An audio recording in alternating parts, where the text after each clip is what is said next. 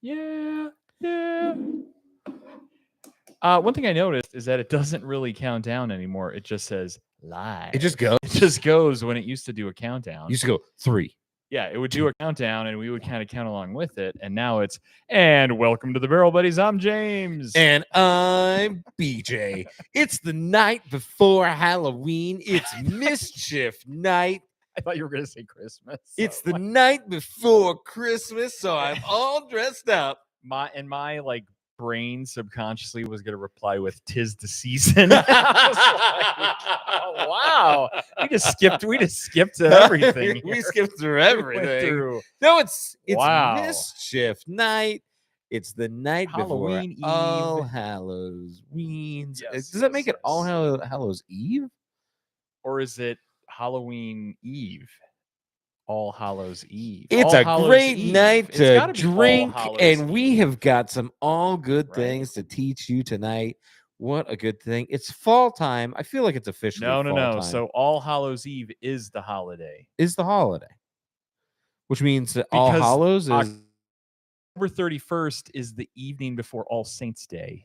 Aha. Which is All Hallows or All Holies, I guess. That's where they get you. Yeah. All right. And it's celebrated the evening before All Saints Day and marks the beginning of All Hallow Tide, a 3-day season that ends with All Souls Day. What is that? Some like Wiccan thing? I think it's related to Samhain. Oh. Which is more of a how did Celtic thing. I'm surprised that Halloween like stuck, right? Free candy. Of course it's well, I guess it's free candy. It's basically like a corporate holiday. Like no free candy. That's my point, right? Free candy. Like free candy. Trick or treat, candy. Smell my feet, give me something good to drink. Or good to try. And we've got some good things. It's finally fall time. Does it feel like fall time finally? Kind of chilly today. Here's the thing. I would say like we had that really windy, crappy weekend here in Vegas where we went from like 90 down to like 60s. Yeah. So I think it finally broke where we're now not going to get hot again. So that's great. Man, we really have like no participation tonight. I think everybody. It's game 5. Oh, it is game of the World 5. Series. Oh, it's just gonna be us here talking to each other. Everyone's gonna watch. They're gonna watch the recording. But that's record. Okay. They're gonna watch over the replay. You are Riri. That's what I mean. Re-record. And I'm glad on your. So first of all, let me just compliment you on your attire. I'm sure no one has brought this up yet. Oh my goodness! Along with the personalized name tag on there. Hold on, I gotta go That's direction. Fantastic. Blammo. Yeah. You need to wear that to your place of work tomorrow. Yeah. And then here's what you could do. My place of work put out a memo that said that Halloween costumes were not acceptable in the workplace. Well, here's the thing. You're not, you're considered a back of house employee. And here's what you do. You put what you're going to wear, regardless, underneath that. So when you're told to take it off, you're like, okay. It in your golden. Just take it off. Actually, my plan is to bring this to work tomorrow. Yeah. And I was going to put it on with like the last hour and a half of the day. Anyways, no, I think you need to roll in with it. Trust me. It's been done year after year after year, so it's not going to be the first time. Be like, yeah. Okay. So are you handing out candy tomorrow? Or do you got some festivities planned? So we're going to do the thing that I normally do, which is, Patrick worship Satan. I'm gonna call upon the power of the underworld, Satan's sign, and light candles. No, what I'm going to do, one of our viewers, Patrick, shout out. I usually go over to his house. Oh, there you go. And so tomorrow I'll end up over at Patrick's house, where there's a ton of kids that come in his neighborhood, and we end up handing out candy there. And by we, I mean he does. I usually sit on the couch and watch Thursday night football or whatever's going on. So yeah, it'll be beverages and football. And I'm sure there's going to be dinner. I think traditionally it's like chili, It's like chili dogs. There you go. Oh, So chili dogs. that'll be good. Don't like a good chili dog Nothing on like Halloween. a good old chili dog. Mm. I would just like to say, as part of your ensemble, you have this. What's this meter that's on the table? Can you Oh, explain what the I meter appreciate is? that you have noticed this. I'm gonna move some stuff out of the Yeah, way. and show our audience here our Halloween the Halloween ghost crew. meter. So What's the Ghost Chasers or that show on? I will say Discovery? what I have out Ghost right Hunters? now is I do have out a this is an EMF detector or an electromagnetic field detector, and this is a traditional tool for the modern day ghost hunter. Absolutely, no, I've heard of that. Right? It's widely used. Yeah, and so it can be used to do a couple of things. So it's practical purposes. You can actually hold it up to electrical devices, and it will. Oh, you get a little bit of register feedback there. Yeah, electromagnetic fields, and a lot of modern day technology puts out electromagnetic wow, it really fields. works. Oh yeah, no, it does what it's look at supposed to that. do, right? Yeah, but you were just holding it in the air. Your house is hot. I'm just gonna tell you. Really, it was like orange and red. Your house is hot. Ooh. And so it could mean a couple of different things, right? It could mean that you've got some really shoddy wiring in your house. It could I don't mean know about that. that. It could also mean that you've got some presents in your house. Yeah. Because I will absolutely. tell you that I was standing in the kitchen around was going nothing, manners. and this Yeah, thing you were just went standing in the from middle of the green. kitchen. It went from green, one button, right, Yeah. one light, all the way over, and then it started creeping up, and then it just started blowing up like this. I'm gonna show you the demo mode. Maybe it was a dog. It was like the dog. It was like this. Nope, it doesn't. Yeah, that's pick up exactly what it was. It was doing like that, like really pinging out. It does not pick up on people. It's we not got registering electromagnetic fields. We have a nerd alert in the chat from Mrs. A. So we're just gonna leave that there and see what happens. I will tell you that even just sitting here, just sitting here as we started to talk about it, it started to click up into yellow. Yeah. Let's so let's see what happens. We're gonna have a little Halloween show action and see what happens as we start to talk about things. Here's what we're gonna talk about. It's fall time. It's fall time. It's Halloween. Yeah. It's time for all Apples. things apple. Yeah, apple-y. It's apple season. Mm. That's what I love too. Like you can go to Gilcrease now. They have a big orchard here in Vegas, and you can just go pick apples. I don't know if they're ready right now, but they are. Yeah, they are. They are. Yeah. Apples is a big. It's time for apples. So what do we have here as our first? This has alcohol in it, which I am intrigued by. Yes. So this is a show where we drink things alcohol. If you're new to the show, welcome. We like to unbox, rate, review, and talk about history of things that have been barrel aged, typically things that are alcoholic in nature. And so tonight we're going to take you on a journey of alcoholic beverages made from apples. We're going to start with cider. We're going to talk about brandy, and then we're going to talk about a really special style of brandy, which is almost a cognac called Calvados, which is only made in Normandy, France. And I had the pleasure of being in Normandy, France earlier this year. So I, of course, brought some back. Well, this is such an amazing hip flask too, by the way. It is. Wait till I take the top off. You're going to really see what makes that good. Right. So this is the Windy Ridge Cellars hard apple cider. It's an imperial style cider, which just means it was aged in some oak barrels. It comes out of Temecula, California. It is 8%, and it's just, this is a cider, and all that means is it's apple juice that has been clarified. It has been fermented. And this was clarified and put into a barrel. So we've got some stuff. I've never had this before, but I saw it and I had to buy it. Made in the USA. It's got a great scent. It smells pretty dry, actually. Yeah, it's not what I expected taste wise. So, yeah, it's very clean. I guess you could. I think is a good way to put it. Very champagne like. This has elements of East Coast cider. Okay.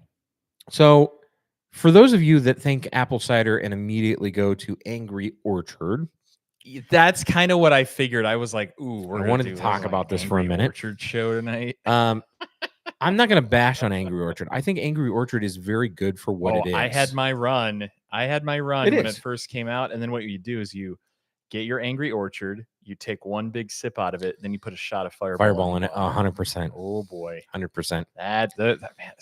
The problem is that was probably now I recollect that was probably some of my worst nights. No, well, was when the night started like that. And here's why: sugar on sugar on sugar. Yeah, a lot of added sugar in Angry Orchard, and they're using really sugary cider apples. Do you remember did they still? No, it's not called the Alexis Park anymore, is it? It is. Oof, man, it had some crazy party at the Alexis Park, and when it was the Hard Rock, and now it's Virgin.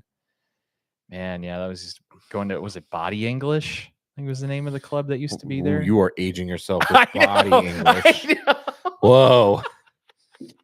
That's a throwback. Good times, That's a throwback. good It's not even times. Thursday yet. No, I don't know that you could say that. So this is interesting. So and then I said earlier, it's like an East Coast cider, and I actually think you should talk about that because you have had some excellent East Coast hard ciders, and tell us a little bit about why those are different than the sweet hard ciders that we know today. So probably one of the big, well, at least in my neck of the woods in the Midwest in Ohio, out on Lake Erie is Put-in Bay. I've never heard of this. Yeah, so Put-in Bay is like a party island. Okay. That has a winery, golf course, and like a Coney Island style boardwalk. And you go there, you have to take like a jet boat out there. Awesome. And it's like, I don't know, 30, 45 minutes, maybe longer than that. Someone can correct me that goes there. I haven't been there in over a decade. And you go out there and then you rent a golf cart for the day to drive around. This sounds fantastic. We have to go here. And you just get ripped. And you don't want to take me to T-Town? Come on. No. It sounds great. You just go to Put-in Bay to get ripped. You go to the winery. You got Tony Pacos out there on that There's island? way better food than Tony Pacos. Stop. You can get Tony Pacos before you pregame Tony Pacos. Then you now you're talking my language. Okay. But yeah, so Put-in Bay has, I think it's like Put-in Bay Winery. I should just need to validate all this stuff. We have the internets right all that here. Put-in Bay. Yeah. It's Put-in Bay. Yeah. A winery place. Located in Put-in Bay, Ohio. Oh, it looks really nice. Looks pretty nice. Yeah. It's the world renowned bold statement on here. So world renowned. I never heard of it. Yeah, I know. So you can browse their wine shop, and they do some interesting. Oh, they do a chocolate wine. What's Pink Catawba? Catawba. Pink Catawba. And then let's share this. Wow. I was just going to say, I don't know why you're not sharing this great We're website. definitely going to share this out with everybody. Let's see if everybody. While you do that, I was actually thinking you were going to bring up Salem, Massachusetts. A sweet blood. Oh no, I'll get there. I also have some stories there, but here's Put-in Bay. See if they do any type of. They do quite a lot, but they don't have a cider. Interesting. They don't have a cider, unfortunately. But we can do a little Put-in Bay. Yeah, this is kind of the best way to put it. Yeah, it's literally like an island, and they had like some. And I don't remember this. I know somebody's correct me, but they had this like it used to be a fortification during one of the wars. I don't know the history behind it. Someone can watch this and be like, "Oh, that's." Someone can fact check. Oh, that was General Putnam when he was there in 1864. Oh. Please do, because I don't know what the hell I'm talking about. I'm gonna just go back to Mrs. A. But anyways, check this out. Nerd alert! Like, I think that looks cool. Again, why are we not going out here? The golf carts that you rent. Okay, we're going to T-Town. Golf cart We're rentals? going to T-Town next year. Yeah, I'm making you take me, and just if not for anything, for Put-in Bay. Actually, this is a fantastic weekend. The problem is you got to go on a Saturday because you're going to be hungover. So, I mean, there's nothing wrong with that. But you're making it good. Yeah. I want you to pull up. Would you mind pulling Sure. up one of the Salem cideries that you'd been to? I know it was a few years ago. Well, Far From the Tree. Far From the Tree is one of an amazing hard cidery facilities. I'm really dry, not sweet. But these guys do both. So they actually have a sweet one, huh? Yeah, they have in their tasting room. Holy shamoly, we can have it shipped to Nevada. Shut up. What? We need to look at some prices and order some of that immediately. So they do like an apple chai. Obviously, that one's sweet. Blueberry hopped cider. Interesting. I don't know about that. Big Uh, man. Massachusetts, they do a dry. So this is a dry, See, I crisp, like tart those cider. So dry that's going to be ciders. very reminiscent of this. This I've had Massachusetts before is very, very similar. Yeah, dry, not sweet, like you said, kind of champagne-y. They actually don't have a lot on deck right now. It's I the think we hop should order. cider. We should order some. We will when they put more up on their I think we website. should order some now. Let's see their tasting room what they have that's going on. So they do a candy apple, which is a sweet cinnamon cider. They do a candy apple, which is a sweet cider. Pocus, which is a series. They do a fig and sage, tangerine, cherry, ginger, That sounds lemon and amazing. lavender, and beet and grape apple. Oh, okay, very earthy. They do a tart cherry, raspberry, and strawberry cider called Monster Mash. Fun. And they do a bunch of other cool stuff. So let me look at their tasting room, because usually in their tasting room they show what they have on deck. What do they got on deck? You know what? I don't know. They used to have a link to their Untapped on here, but they don't. Well, right their now. website is taking a dive. Yeah, so anyway, that's it. We don't need to keep talking about that. Quickly, So I'll just read off the back of the bottle Yeah. of our Windy Ridge that we're drinking. The Andrews family. I'm sorry, I got to take my glasses off. There you go. Well, it's a little dim over The here, Andrews too. family, consisting of 4 generations of family winemaking and beverage production, have been deeply rooted in Southern California for over 100 years. We aim to produce the cleanest and most delicious imperial-style apple cider by using sustainable and environmentally friendly practices. Our products never contain pesticides, artificial hormones, or antibiotics. Naturally gluten-free, a portion of the proceeds benefit a local animal organization. It is very clean. I think that you really did a good job of saying that right up front. Very clean, very dry, not a lot of sugar here. I think a lot of the sugar gets eaten up by the fermentation process and the yeasts. And it's obviously they're not adding a lot. It's 8%, so they're not like really blowing that up. But yeah. I think this is pleasant. I went back for a second pour. I'm honestly a little sad about that. Yeah, I mean, I don't know that I really want a second pour. Yeah. I don't know what that really means. I guess maybe I'm just not a huge fan. I would tell you right now that if I had to score this, Yeah, I could use a little more apple flavor. I agree. Like it needs a little bit more. Since it's lost some of the sugar, it needs more apple presence, and it's losing out. It doesn't have a huge nose, and I think I paid $13 for this bottle, so I'm going to give it a 4 out of 10. I surprisingly gave it a little bit more. I gave it a 5. I was instantly thinking 5 when I was tasting it. Like, yeah, it's kind of like a meh, middle of the road meh. So now we're going to get into what I know that's amazing is what you're about to open here. Now we're getting into it. Now let's start talking about the good stuff. We're actually going to hold back on that. Okay, we're going to move on to the step it. Calvados, because I think if we go to the Lairds, it's going to blow our palate. Oh, yeah. You're probably right there. So let's now talk about what happens when you distill a cider. Yeah, so this is basically a French brandy from Normandy that's made from apples, and some also have some are made with pears, as well as a percentage of 30%. Okay, the rancio. Oh, now you're talking my lingo. So once you have a cider, you can actually do 2 things with it, right? 3 things, and we have all 3 things represented. You have a cider, you can bottle it and drink it. Yep. If you want to go further with it, you definitely need to be in the mood for it, Mrs. A. I would not drink this. Do you need to be in the mood for that hard cider? Yeah, and I don't know if the mood will ever. I don't. You know what? I don't know. I don't know that I'd ever be in the mood for that. I can tell you this: I would not buy that again. Right. I wouldn't purchase that again.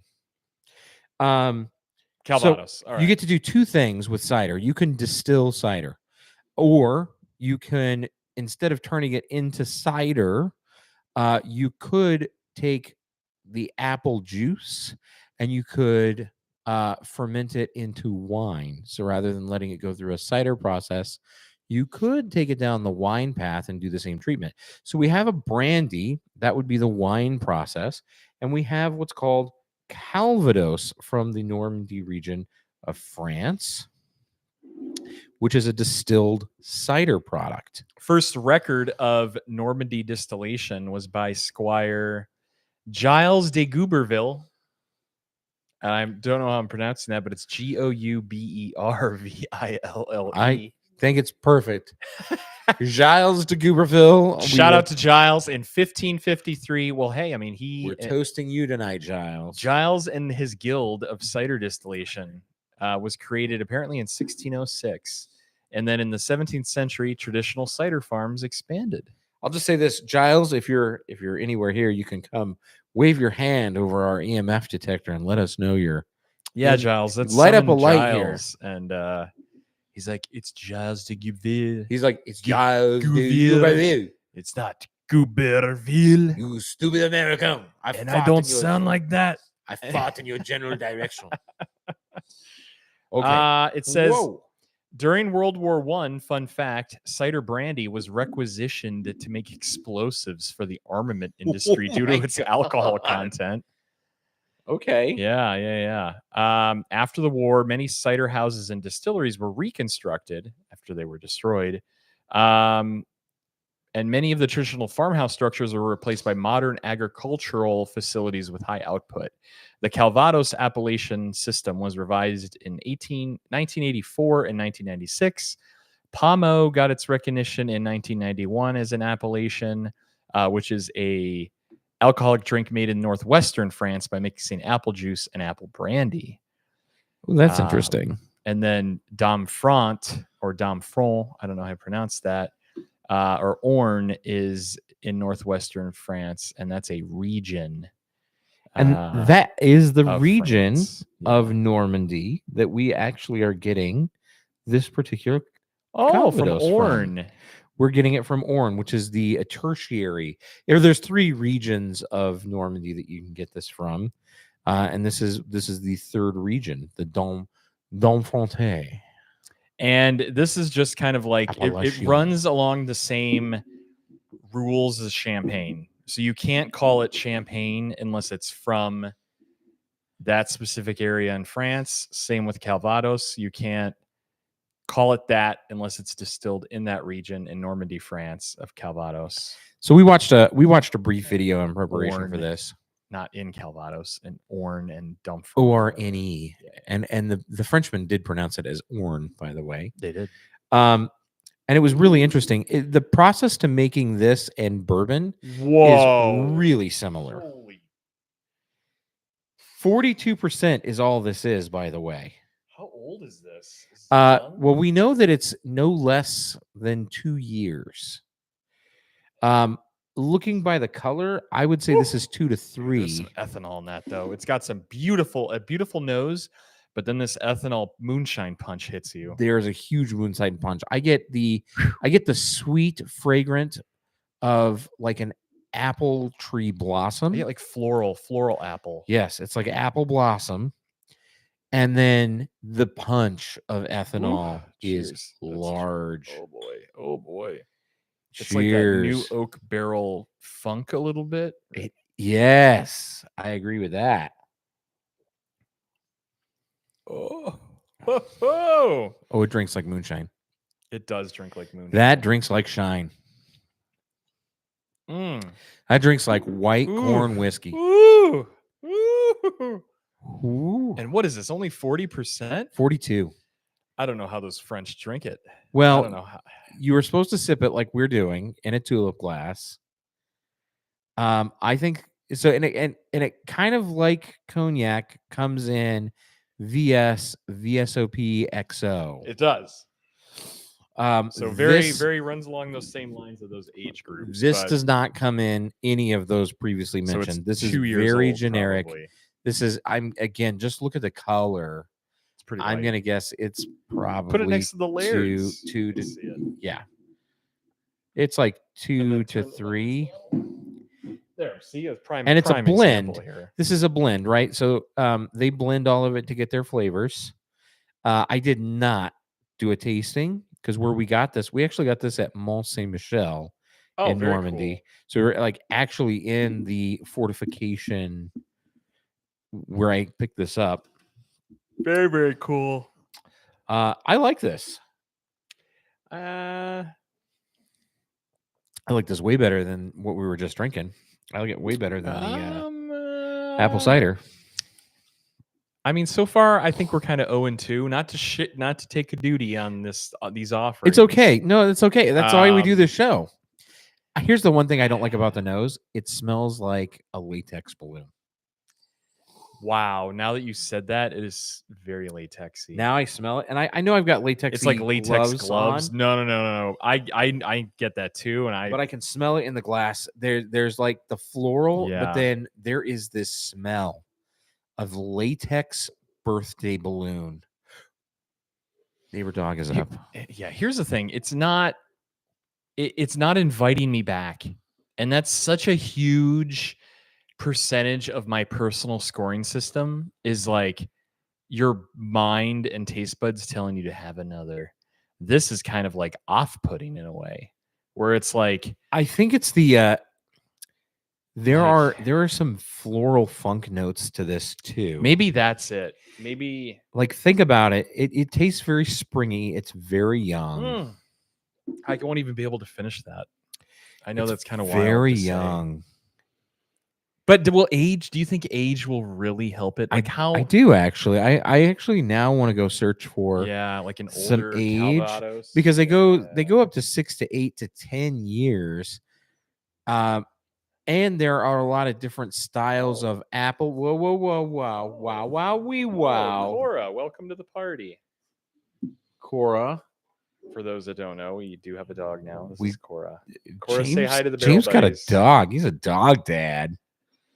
The big D dad over here. Oh, you got to come in the center, but we don't want you going and wrecking And the, yes, the for anyone that cords. asks, she's a rescue, free of charge. That's As right. Good most job. rescues. So yeah, like I'm looking, we can get a 20-year-old Calvados fairly reasonably priced. You know what? I'd pay that like, kind of price. Yeah, like we can get a Total Wine should have a fairly. We should decent go look. selection of Calvados, which we should go take a look at.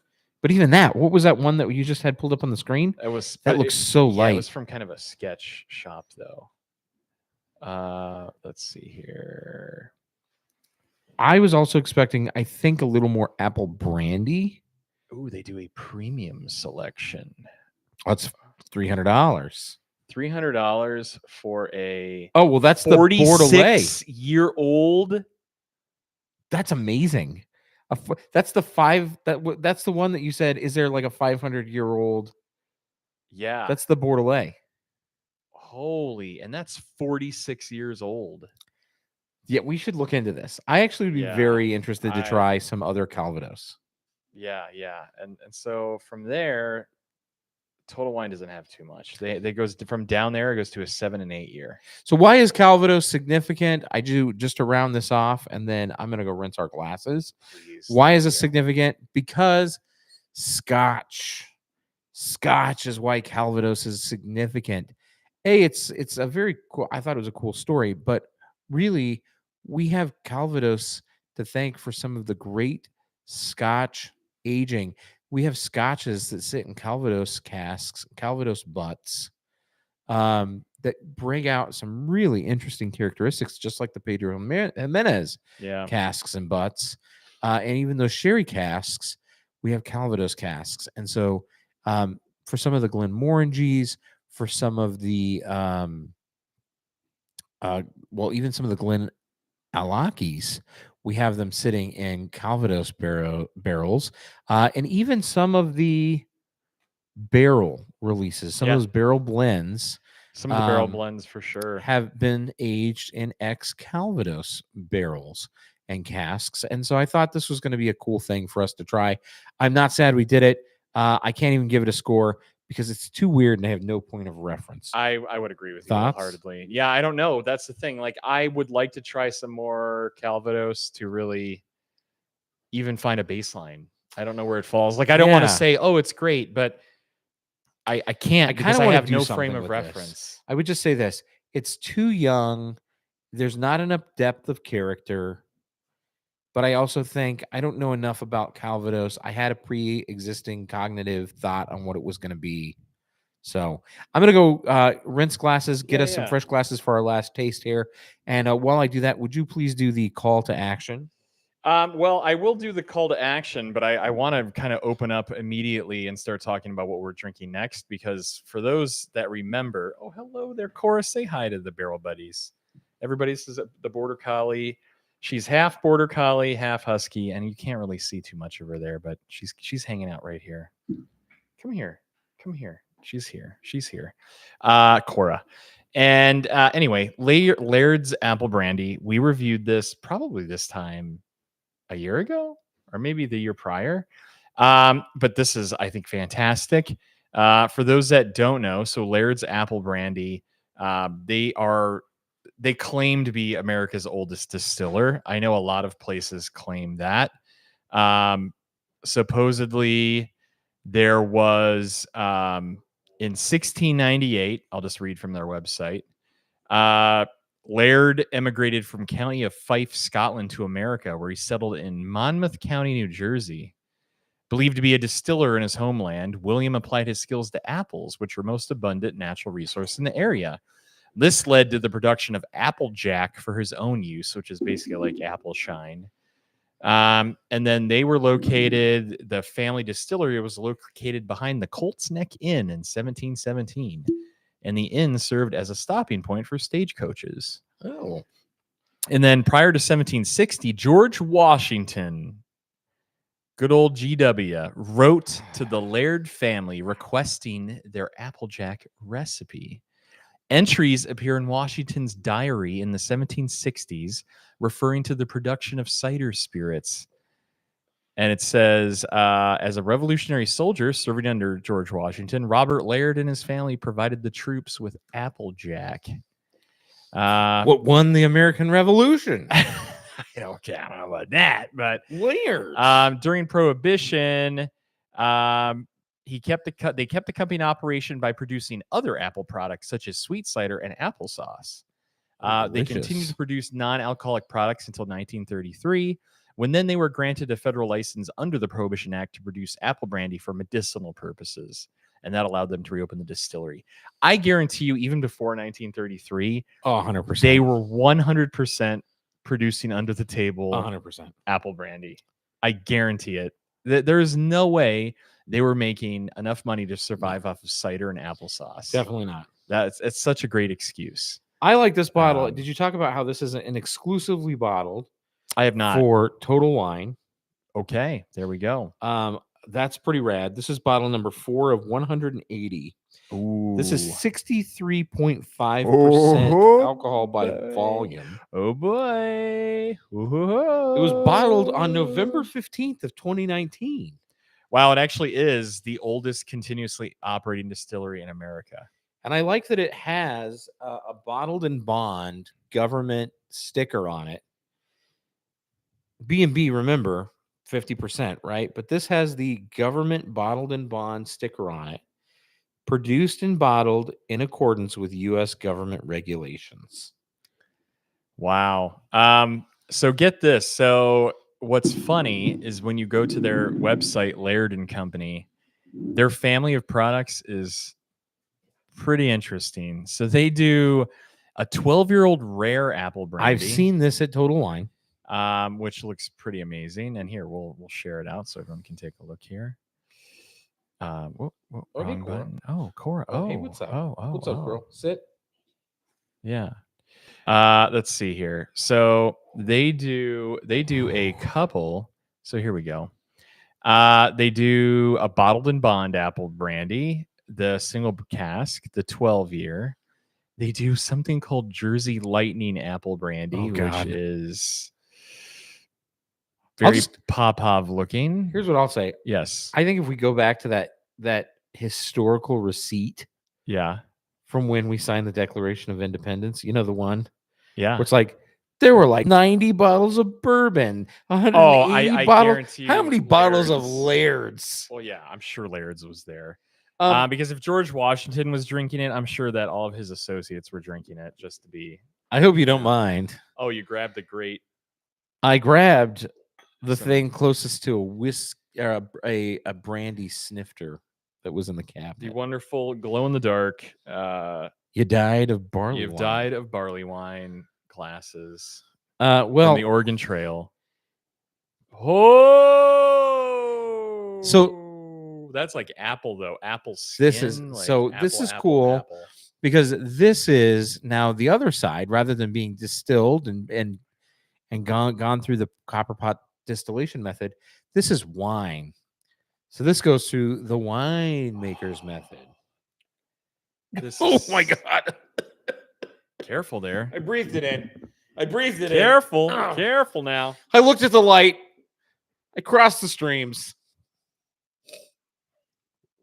Gozer. Holy moly. That's 64% of alcohol. Whoa, Wow. though, but it is so good. Okay, that puts me in the mood for Wow. fall. Holy moly. And the vanilla back end on that. That doesn't deserve to be as good as it is. I like brandy to begin with. Apple brandy old fashioned apparently is what to make with this. No, you don't need to make anything with this. You drink don't. it. You You don't. drink it just You like don't. this. Yep. But Unbelievable. it's really just meant for sipping, but you could, if you really wanted to, make a cocktail with it.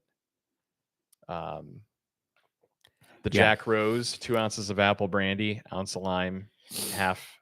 I almost want to go back to the Calvados after this because I'm wondering how that would be now that we've got this big alcohol by volume, big, bold, full-bodied brandy on the palate. To go back to this, Spitfire 2-year, I wonder what that does to the character of the Calvados. Yeah. Wow, that's oh magic. boy. That's magic in a bottle. Apparently makes a fantastic Sazerac, which is 2-ounce Lairds, simple, I believe that. Peychaud's, and Angostura. I think the Peychaud's is Ooh. I don't like Peychaud's. I'm just gonna throw it out there. Well, you could use Scrappies. I mean, you could probably find some other bitters that has a I don't like Peychaud's Peychaud's. replica. Apparently, the Jack Rose, though, it's a state cocktail, New Jersey. Oh, what is very the similar Jack to the Rose? Clover Club. Instead of gin, you use Laird's. So it's a 1.5 ounce of Laird's, 3/4 ounce lemon juice, 1/2 ounce grenadine, lemon twist. That sounds amazing. Yeah. I'd drink that. Yeah. I don't know. Do you remember what you gave this last time you scored it? I don't at all. I would just tell So, you if I had to give it a quick score. Yeah. It's hard to take the nose on that. Because the ethanol, the alcohol is so high. But it does have some really nice characteristics. I'd probably go a 2, 3. How much did you pay for this? This is like $60? 65. Yeah, it was cheap Sounds about at the right. time. Like, it was not at that expensive. I mean, it's apples for crying out loud here, right? Like, not like saying, well, corn is whiskey and it's not cheap. Well, Yeah, I'd probably give this like a 77 out of 100, a 7.7 out of 10. yeah, I'm kind of with you. I'm kind of falling in line. I read it like the 80 point. Like, I enjoy it.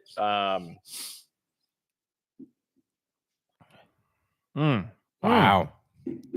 That's strong though, boy. That is not for the faint-hearted. That, even for us as seasoned drinkers as we are, I'm going to tell you right now. is putting me to the test. I'm going to tell you right now. Yeah. Pecan punch, but instead of Christian Brothers, you use this Laird's apple brandy. You do a pecan punch, the lights from the heavens just came down and upon you do Laird's. We got to do that this year. Oh God! But that's a problem. Roger was supposed to be watching live. Hey, Raj, I know you're going to watch it. That is going to The be pecan. That will With F this you up. Laird's. Woo-wee. That will annihilate you. I mean, that's definitely a one and done. That's a one and done. It's already a kind of a one and done cocktail, but that's definitely a one and done. See, I was thinking more where I enjoy the pecan punch. I'm thinking more of like a fall harvesty drink where I'd want to make like I really like that old fashioned where I would use like like maple simple, like some type of Ooh, oh, I like mapley that. apple and maple, maybe with Ooh. like a walnut bitters, and really turn it into like fall time. Well, that walnut bitters is going to have a bunch of maple back end on it. Yes. See where I'm going with like a Laird's. You know what you use as a garnish? What do you use as garnish? Crispy bacon. Okay. Do you know what else I'm thinking with as a garnish? What? Those I had them in Massachusetts. They're like Vermont maple leaf candies that are made from like Vermont maple Oh, nice. syrup. See, I think you're pushing for me. You're pushing it over the edge with the sugary. I know. Yeah, I like the bacon though because it's already But a nice piece of crispy bacon. It's not really It's not that. I don't want sweet. candied bacon. I want crispy. Yeah, bacon. just a little tiny, and it's a tiny piece, not a big ass slice. Like a piece that could of be good. bacon. It's like a cube, little thing. Or candied orange peel. Oh yeah, like a candy. It has to be Tom candied. Collins, right? Isn't I think going Tom Collins? Oh. That would be great. All right, we could sit here and we could cocksmith all night. That's right, I said it. It's a real thing. Look me up, or look it up if you don't believe me. This is true. A cocksmith is a real thing. I call it a cocktailieri. Is another name. Cocktailieri. I just But cocksmith. Came up with. I think cocksmith is the preferred nomenclature. Official cocktailieri. Preferred nomenclature. I like cocktailieri, but I think that leads us right into a perfect November. That is it. That really wraps up the month of October so quickly. This month just disgustingly flew by. All treats, no tricks in the month of October. No tricks. No Thank tricks. God. Well, I think because we didn't have some guests on the show that would have brought the tricks. I'm usually the trickster, but we kept it in line and we kept it. I think bounds. the only trick might have been this. This was a trick. That was a trick. It was a trick. But yeah, generally good. I think we've got some good stuff coming up in November. Don't forget we're gonna be a little light on shows in November because the Thanksgiving holiday, and you guys know and that's probably our lightest attending shows live anyway. Drinksgiving, we might go live for Drinksgiving depending on where we are and what we're doing. Be looking out for lots of more just random. We're going live, as you probably saw. James just went live at what was the Cranberries, the Fugees? It was I know. Cypress Hill. At Cypress Hill, of course. What a show. That's and Tech believe it or not, Tech Nine was at that. I'm gonna tell you right now, and everyone's like, what are you talking about? Tech Nine is better than Cypress Hill. That's what I heard. I heard Tech Nine put on a hell of a show. They were well, it's just not he was fantastic. And I thought Cypress Hill was just kind of all the songs sounded the same. I know that's a bold statement. And I know some people are like, was what it was. I grew up with them and they were so amazing. But you're just like, guy, like literally every song. I was like, when are they getting to the next song? Oh, they played like 6 already. I'm like, what? It's all the same. Plus, there was giant clouds of smoke that was causing, I'm sure people confusion among the audience. Yeah. So. Anyway, that smell. It was all about Tech Can't 9. you smell that smell? Oh, that smell. The smell that surrounds me. What? I'm feeling it. Well, there you have it. So for the Barrel Buddies, I'm Jimmy. And I ain't afraid of no cocktail. I'm BJ. And that's Cora, the bourbon dog. Cora, the bourbon dog. All right. Adios, friends. Have fun. We love you. Good night. The usual YouTube spiel. Leave a comment. Blah, blah, blah. Algorithm. Share, like, subscribe. We love you all. Bye.